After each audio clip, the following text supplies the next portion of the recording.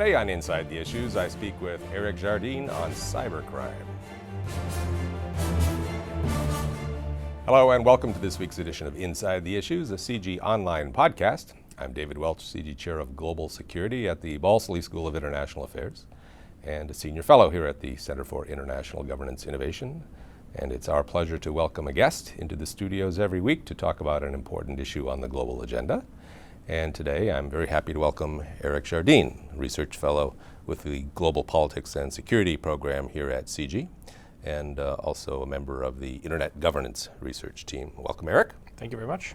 So you've done some fascinating work on cybercrime, which is a much more complicated topic than I had realized, and probably that most people had realized. So I'd like to chat with you a bit about the various dimensions of cybercrime and what, if anything, can be done about it, and what in particular CG's Internet Governance Program is attempting to do about it. So give us a bird's eye view of cybercrime, the interesting spectrum, you say, of different kinds of criminal activity that take place online, and how do you see that breaking out? Well, I like to think of it as a continuum, that you have on the one end crimes that have essentially shifted from the old world or the analog world online. These crimes tend to make use of the applications that sort of ride on top of the internet. So you have your chat forums, your video posting forums, your messaging applications. Crimes have moved on to those, and you have things like child abuse imagery sites or online illegal marketplaces for guns and drugs and things of that sort. And they're all clustering on one end of this continuum.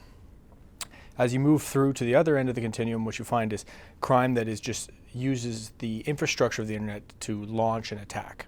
So these are the sort of crimes that try to breach websites, try to knock websites offline, and try to steal information through data breaches and this sort. And in between, you have this mixture where the crime both uses the infrastructure of the internet to launch an attack, and then uses the forms or applications to maybe sell the information that's stolen or something like that.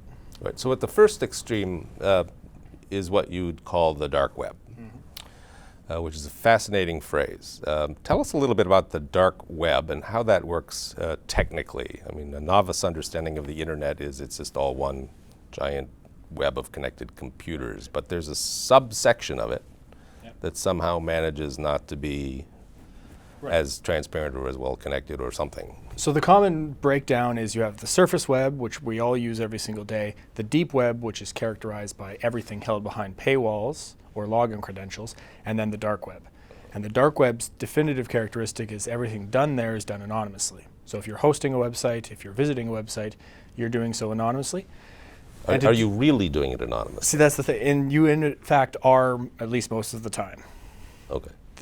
Law enforcement tries to break that anonymity, and there's sort of a cat and mouse game between them and the services that provide anonymous web browsing.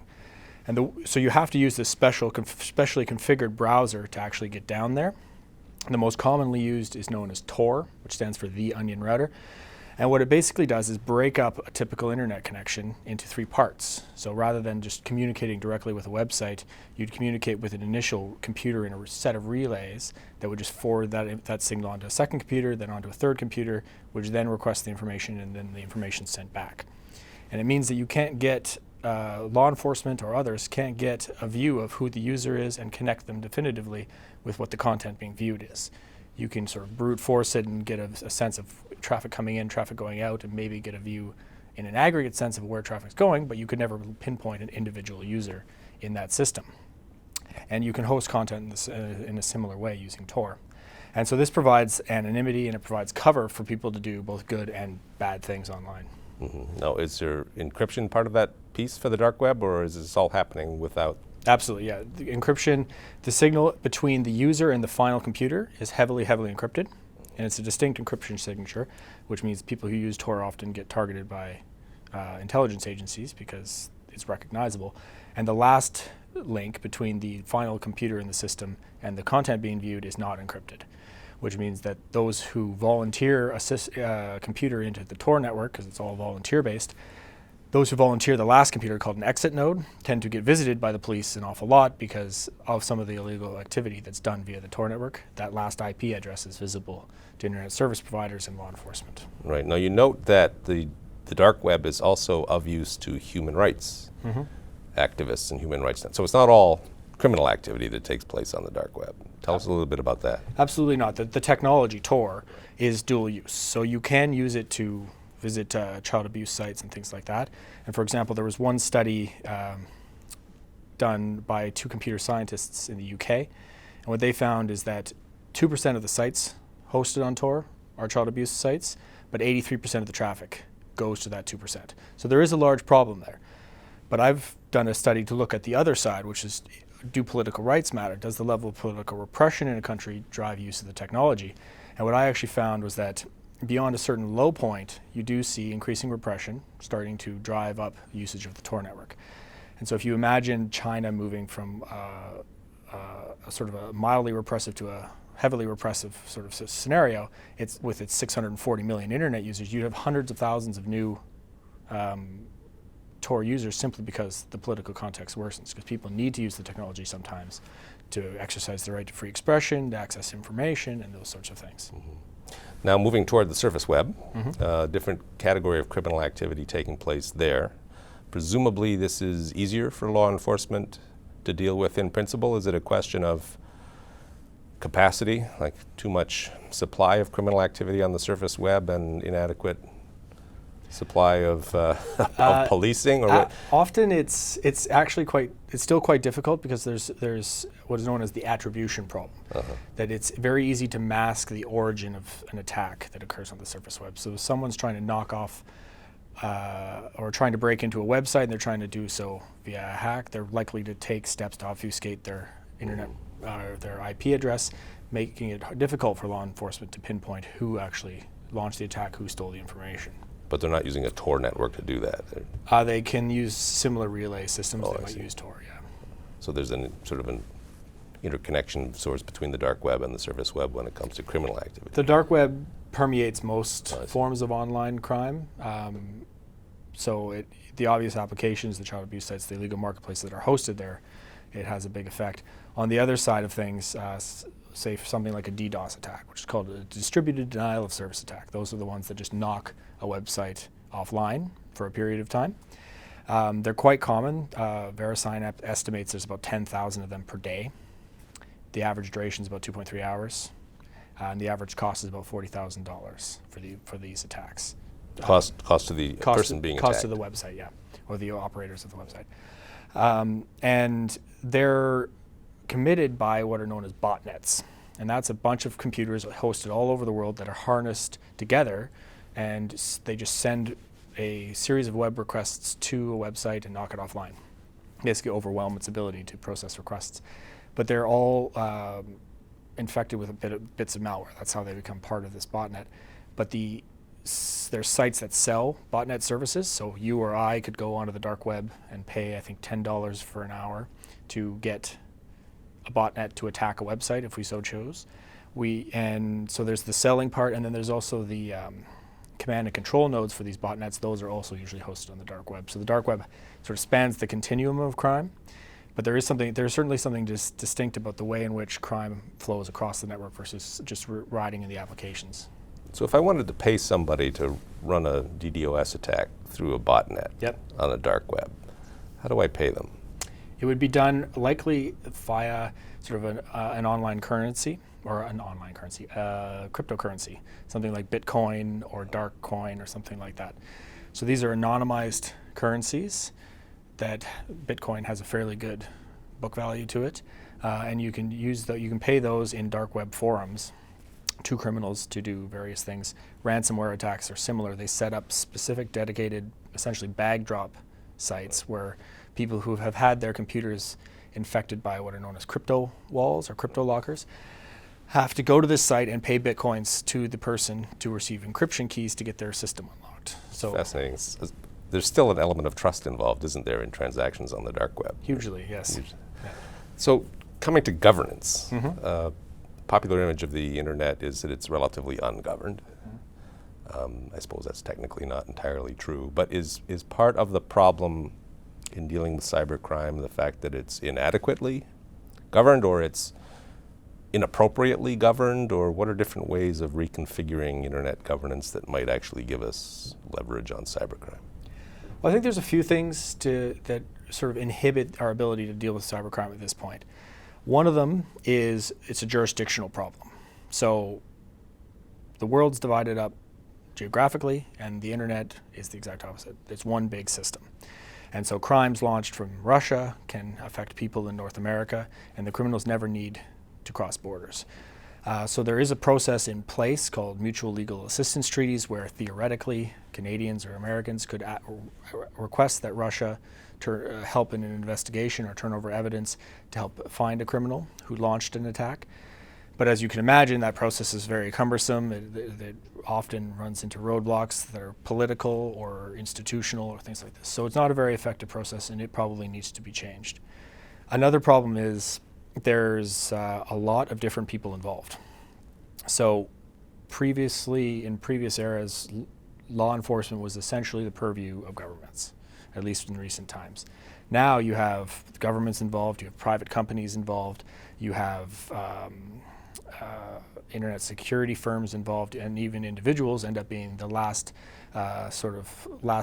best defense against cyber attacks.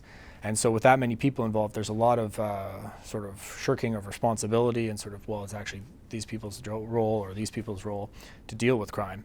And that means everyone can kind of finger point and no one really has to do anything a lot of the time. Mm-hmm. So there's also vigilantism. Mm-hmm. How much of that is helpful in the sense of fighting criminal activity?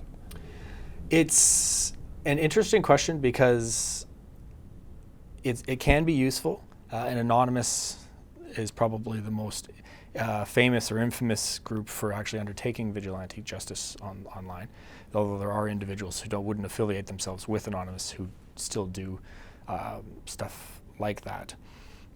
I think it's helpful in a sense, but it causes perhaps more problems than it corrects for. So, for example, I've heard of individuals who spend time trolling dark websites to try to catch pedophiles. And what they'll do is turn over the information that they've recovered to law enforcement. But it creates a series of chain of custody problems and everything else because law enforcement can't necessarily act on information just maybe either stolen illegally or obtained in other sorts of ways. And so there are issues that creep in here.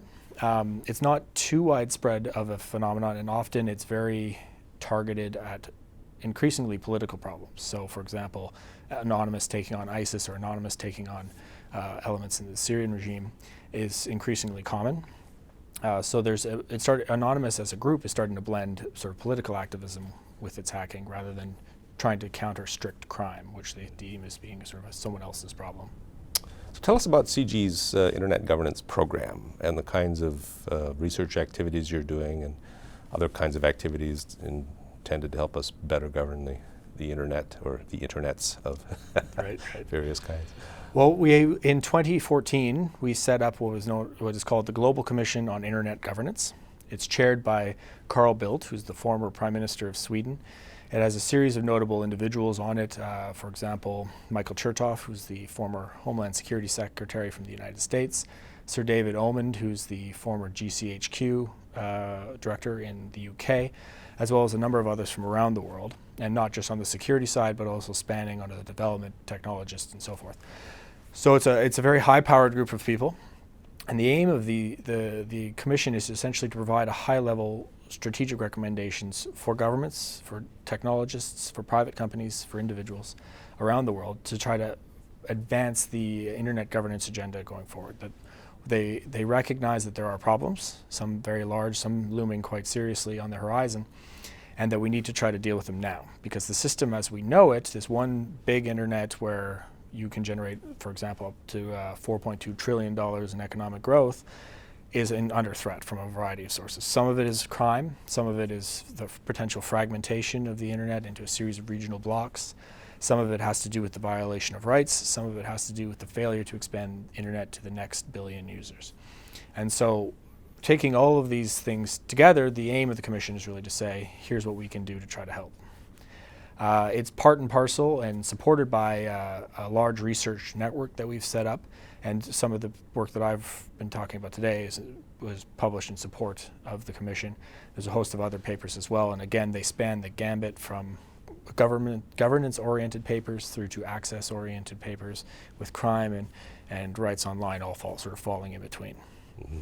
And do you sense any particular direction of motion when it comes to the big debates about internet governance, for example, as between sort of the cyber libertarianism and the state sovereignty,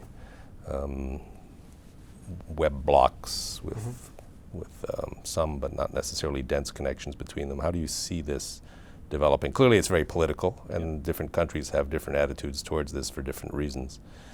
Well, it's an interesting timing to ask that question, because recently China had its World Internet Conference, I think last week, or this week, in fact. And it happened to coincide with the World Summit on Information Society Plus 10, which is sort of the UN-based version of internet governance. And so you had these two contending conferences with different sort of agendas about what the role of the state should be, and it sort of puts into stark relief, I think, that these battles over who should control the internet have not gone away. China's position has been, and still is to a large extent, the idea that within a state's borders, they are sovereign over the internet. And that runs head on into the fact that most internet companies are not local, they're global. And so, for example, China has kicked Google out because Google wouldn't censor information in the way that they wanted, or would provide Chinese internet users with a notice that their search terms were being censored by the Great Firewall, things like that. So these sorts of contentions between governments, companies, and governments and each other are, I think, growing more acute. And at this point, there isn't really a clear solution on the horizon, because I don't expect the countries that view the internet as being subject to the sovereignty of a state are likely to change their point of view. But I don't think that those who think that the internet is best run as a sort of very ruckus multi-stakeholder system where governments, private companies, individuals, and non-governmental organizations all have a role, I don't think they're going to change their point of view either. And so I think the only possible way forward, in my view, is that we emphasize the economics of it, that the open internet, as we have it right now, is what generates a lot of efficiency gains and therefore generates a lot of wealth. If you try to fragment the internet into pieces, you lose a lot of that. That the benefits of having everyone interconnected will be lost, which means we're giving up trillions of dollars worth of potential growth. And so I think that would be the message that might hit home across contexts. But as of yet, we're still not there. Mm-hmm. But China is, in effect, exercising sovereignty over its internet. So the status quo is an interesting hybrid, really, isn't it, between the open internet and the state sovereignty model? Is that not an equilibrium? Doesn't that seem to be, on balance, addressing the concerns of the stakeholders better than any other alternative arrangement would? I think a hybrid version can work to an extent. And of course, before saying like that we have an open, free internet, the rest of the world, all governments do enforce certain rules on the internet in their jurisdiction. So we don't want to say, we let anything happen and the Chinese will try to restrict everything. It's nothing that extreme. And so it is a matter of degree in between. And as to whether a hybrid system where there's some blocks that are a bit more free and some blocks that are a bit less free, it could work. I think overall, or is working. But I do think that overall, it boils down to, again, what the economists call an opportunity cost. That the extra restriction does cause a drag on the economy that isn't needed if the political system would open up in such a way that it would be amenable to the idea of free-flowing information within the society. Right. Although the Chinese government clearly has made the decision that opportunity cost is worth paying, because they show no sign of being interested in lowering the Great Firewall to improve internet commerce. They haven't, and yet at the same time, that with their Internet Plus strategy, their plan is to take full advantage of the Internet of Things and the full integration of the analog and digital economies. That can work, I think, to an extent, but restrictions will again reduce the efficiency gains that are possible there. So there's some estimates I've seen putting the Internet of Things potential as high as 11 trillion by 2025. But again, it hinges on the actual ability to pass information back and forth between these devices. And China might have a large enough domestic internet population to sustain a version of that. Right. The rest of the world doesn't, unless they work in cahoots. And so you'd have to be having a company sharing information and hosting and having information come to rest in different jurisdictions, and all that creates problems. Well, a big challenge, and it sounds like CG is doing really very interesting work on this, and so congratulations for your share of it, and thank you for coming and helping us better understand it, and the cybercrime dimension in particular. That's my pleasure. And for the rest of our audience, thank you for joining us today also, and join us again next week for another episode of Inside the Issues, the CG Online podcast. Look for us at cgonline.org, on Facebook, on Twitter, and on YouTube.